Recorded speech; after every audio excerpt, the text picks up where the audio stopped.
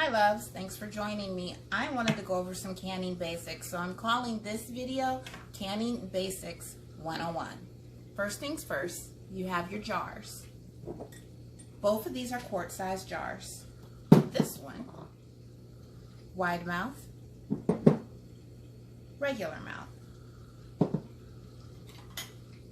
You have a regular mouth size lid and a wide mouth size lid. Along with the lids, you have a regular mouth size ring and a wide mouth size ring. Fits your jars.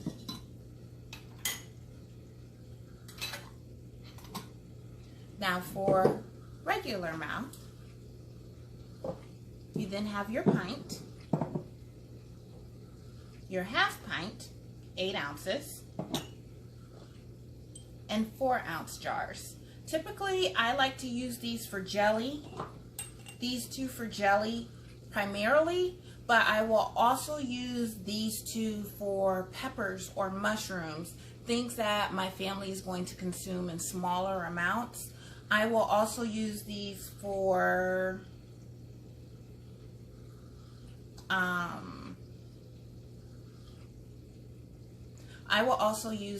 what we call Creole sauce. Creole sauce to my family is more like a condiment. It's not something that we're going to eat a lot of. We might put it on green beans, greens, cabbage when we want some heat instead of using hot sauce. So because we don't use a large quantity of that, we will pretty much use it in these size jars.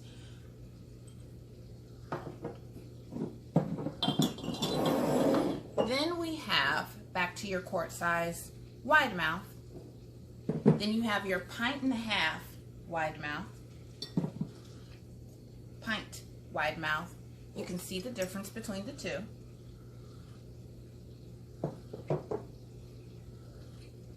And your 8-ounce wide mouth. Again, you can see the difference between the two. I have canned bruschetta and put in here. I've also, just like with this, put peppers or jalapeno peppers or mushrooms in this size. I like to use the wide mouths for any big chunky ingredients, whole tomatoes or halved peaches or pickles. This is primarily for asparagus, but we don't really like canned or pickled asparagus. We've tried it all. So I will also use this for pickles, or even, just fill it up with green beans or fill it up with carrots. I would process this for the same amount of time as a quart.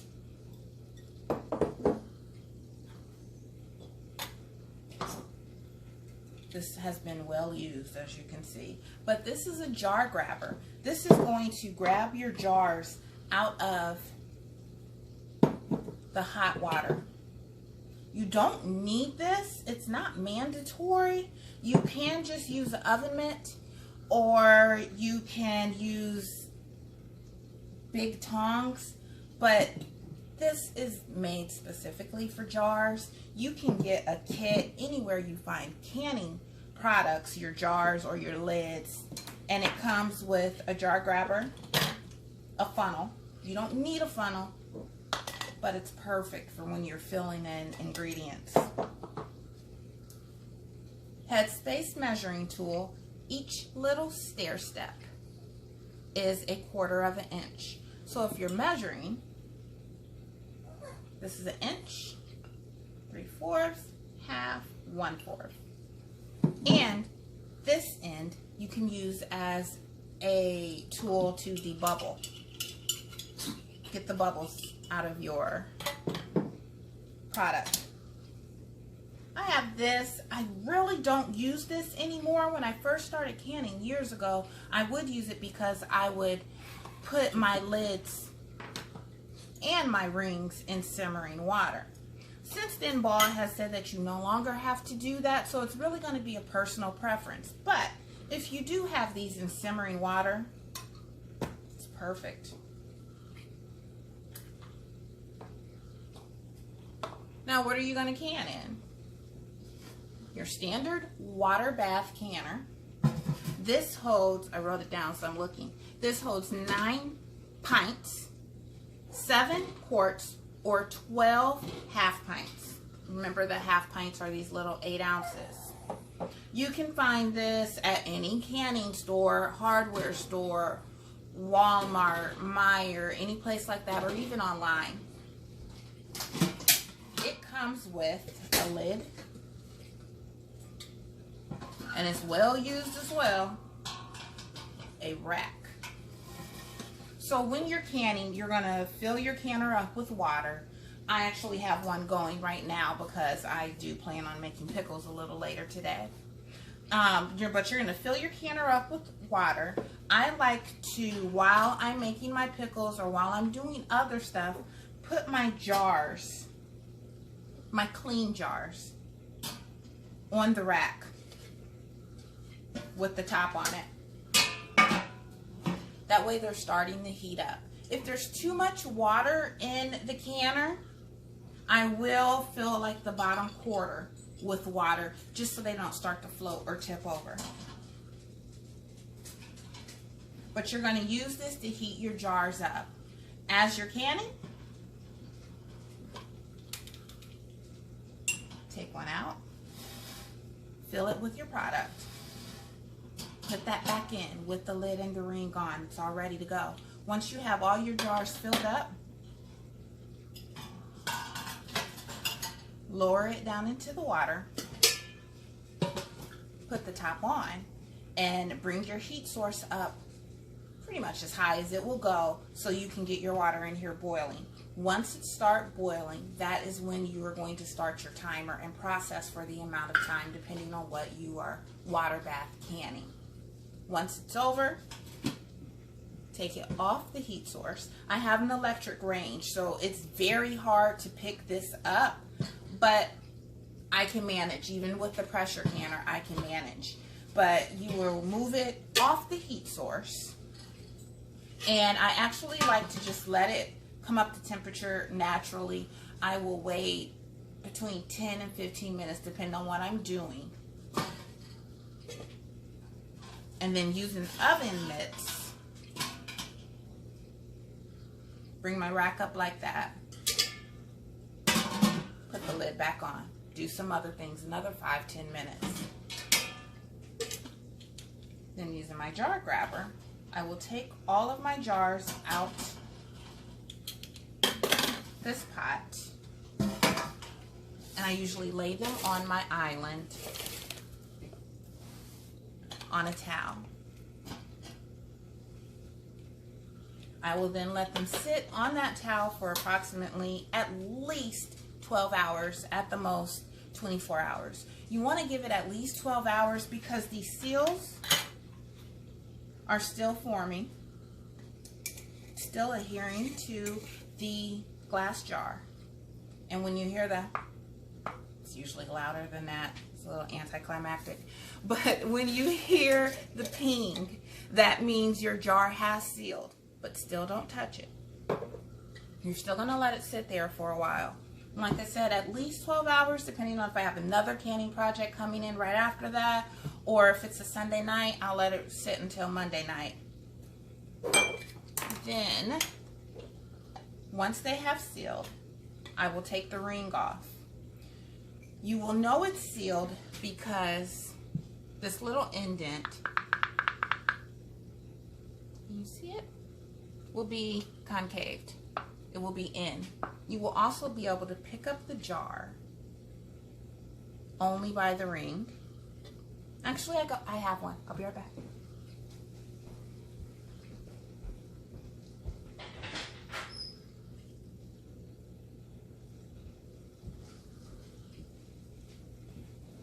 Most of my jars are down in the basement, but I do have this in the pantry up here.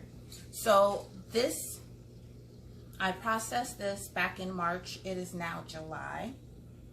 As you can see, I can pick it up by the lid. It's in. Doesn't make that noise anymore. I took my ring off, I cleaned around the edges, I cleaned the top, I labeled and dated it, and I also cleaned the jar. You want to clean around the edges, that way if you do see anything a little funky or suspect in there, you know, it didn't look like that when I put this away. At that point, you do want to take a look at it. Do you have food spoilage? Did something go wrong? And you're gonna know. You're gonna know. It's usually gonna be moldy or something like that. Pitch it. You're done at that point. So that's water bath canning.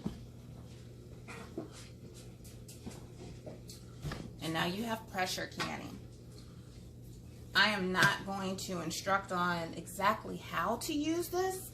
There are different brands. This is a Presto. You also have Miro brand, M-I-R-R-O, and you also have the All-American Canner. With this Presto, comes with your standard size seal.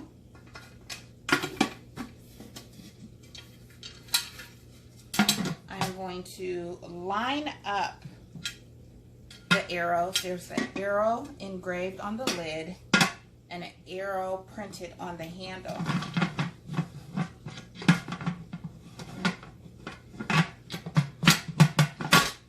Line those up, push it together.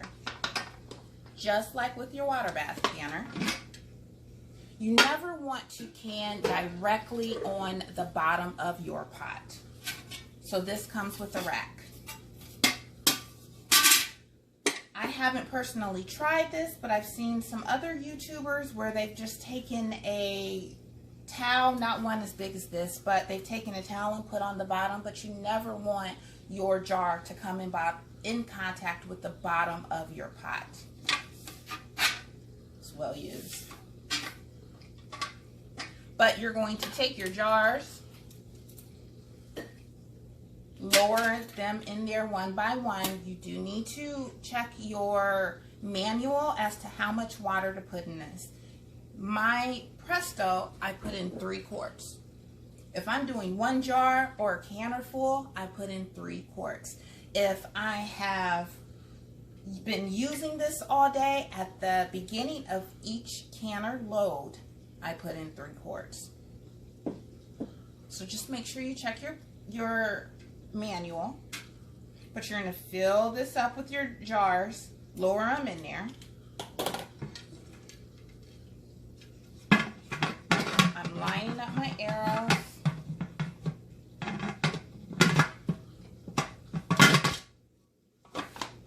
And I've locked it. And I'm going to bring my heat source all the way up again. After a while, I heard someone call it a nipple, but this little top will pop out, meaning this is full of pressure. It's now pressurized. This is going to pop out and this will start venting. Steam will start coming out. Then you start your timer for 10 minutes. You're going to let this vent for 10 minutes. Once that has vented, you're going to put your weight gauge on. Once again, each pressure canner has a different type of weight gauge, so just make sure you're familiar with your specific one. But for this one, it has a little weight. Depending on your altitude, and this is something else you will have to check on, depending on where you live and your altitude will depend on how much longer you will lengthen your canning time. So if I'm making jelly, 10 minutes for this, no matter what size jar I'm using. I live in Indiana, and with our altitude, I don't have to lengthen the processing time. However, I believe maybe if I lived in Colorado in the mountains or something, I may have to lengthen that for 5 or 10 minutes. So the same way with this. Depending on where you live, you may have to add 5, 10, or 15 pounds of pressure. I have to add 10. This came with another little weight like this. I know I didn't pitch it, but I don't remember where I hit it. But this one does come with 2 additional weights. So you have your 5, your 10, and then the one that I lost, the one that I put up, 15. But once this has vented for 10 minutes, then you're going to put your weight on. Once this starts jiggling, you're going to start your timer. Depending on what it is you're canning, it's going to depend on how long you are going to let your timer, your processing time, run for. At the end of that time, just like with your water bath canner, turn your heat source off, pick it up, and move it off of that eye. Now with this, it's going to be a little bit different because you need to let the pressure come down manually. You will know it's ready when this pops back down, remember that little nipple, or when you touch this, no steam will come out. So I will have it on the stove. I've picked it up and moved it. It's been about 20 minutes. I've touched this, no steam has come out.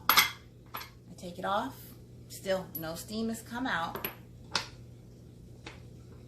Then I can unlock it. Now this is going to be piping hot, so when you lift up your lid, don't lift it like that, you'll burn yourself. Lift it away from you. But what I do, I just leave it ajar like that. I'll go find something to do, vacuum, finish watching my show, make a phone call or something. But I just kind of leave it offset like that. And then after another 10 or 15 minutes, because you want to make sure your jars are heating up or cooling down naturally, then I'll take the lid off and start unloading the jar onto my towel.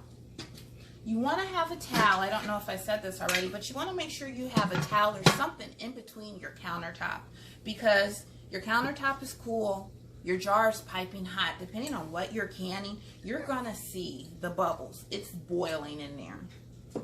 So you don't want to just set it down, put it on something that's going to help regulate that temperature.